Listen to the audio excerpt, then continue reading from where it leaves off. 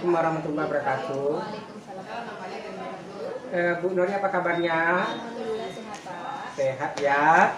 Hari ini saya mau cerah secara hatinya ya. Iya. Ya, pertama saya ucapkan terima kasih banyak kepada Ibu Nori yang sudah mau meluangkan waktunya untuk membantu saya mengerjakan tugas saya sebagai salah seorang calon guru penggerak, itu mengenai eksplorasi konsep mengenai modul titik 3.1 nih, mengenai pengambilan keputusan sebagai pemimpin pembelajaran.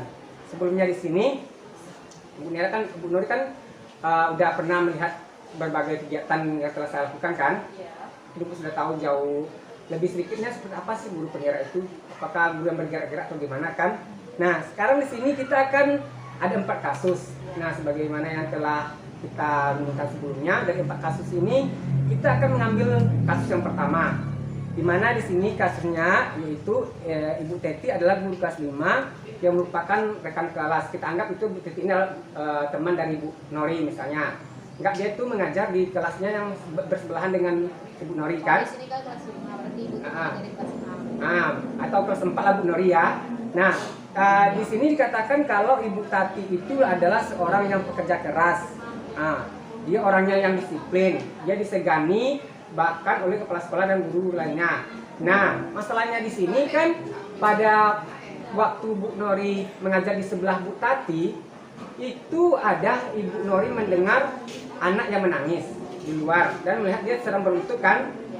Kalau nggak salah dia berlutut nih Di bawah terik matahari yang panas kan. Nah, kemudian Ibu Nori sebelahnya kan pasti mengetahui, melihat anaknya melihat keluar apa yang berlaku. Nah, sebagai guru yang ada di sebelahnya itu, bagaimana pendapat atau tanggapan Bu Nori terhadap yang dilakukan oleh Ibu Tati? Silakan. Terima kasih Bapak telah memberi kesempatan kepada saya dan memberi saya sebagai rekan kerja.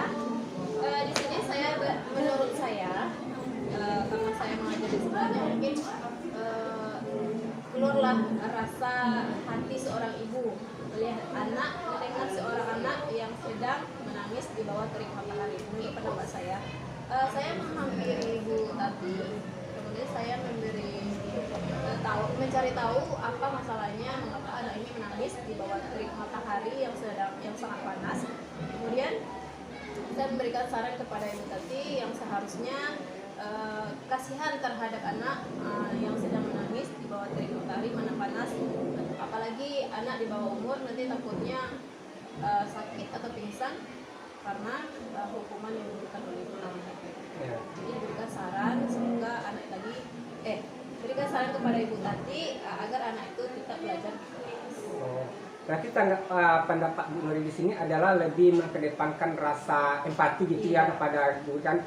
Nah, itu kan menurut pendapat pandangan Bu Nori nih sebagai guru yang sebelahnya kan.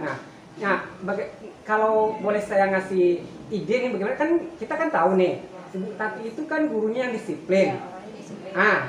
Mungkin yang Ibu Nori katakan itu benar kan, karena tadi nih mungkin Ibu Nori memandang itu adalah bentuk kasihan kan kepada anak. Nah, bagaimana sekarang, karena kita kan tahu Bu Tati orang disiplin. Dia harus bersikap adil. Dia harus bersikap adil.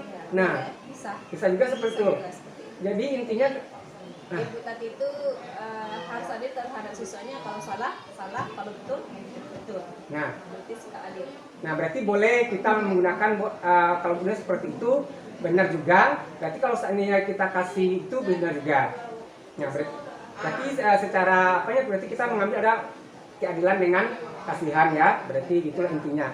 Nah, mungkin ada lagi yang ingin Ibu Nori sampaikan bagaimana kedepannya ini mengenai kegiatan inilah. Ya, kalau menurut saya untuk kedepannya untuk Ibu Tati mungkin mencari hukuman yang lebih ringan lah, jangan sampai anak ini dipanaskan di bawah terik matahari. Terima kasih. Berarti mungkin itulah sedikit gambaran dari Bu Nori, pendapat Bu Nori mengenai keadaan di sekolah ini. Mungkin karena kita sebagai manusia pasti mempunyai prinsip yang berbeda-beda. Karena sebenarnya kita tahu kan dalam itu kan ada 4 macam, karena kalau berbeda-beda. Mungkin Bu Nori mengambil dari sisi yang rasa kasihan, sedangkan saya mengambil dari sisi keadilan tadi. Karena kita kan tahu ada rasa kasihan, ada juga sih keadilan, ada juga. Karena kita kan dilema juga jadinya gitu, karena mengambil mana yang benar. Nah, mungkin sampai di sini. Terima kasih banyak atas waktu yang telah Bu Nori berikan. Semoga sehat selalu dan kita bisa bekerja sama untuk proyek selanjutnya. Nah, terima kasih. Sama-sama, Pak. Nah, demikianlah video singkat kami mengenai pengambilan keputusan sebagai pemimpin pelajaran, yaitu mengenai studi kasus yang pertama. Terlebih terkurang saya mohon maaf. Assalamualaikum warahmatullahi wabarakatuh. Terima kasih Bu Nori.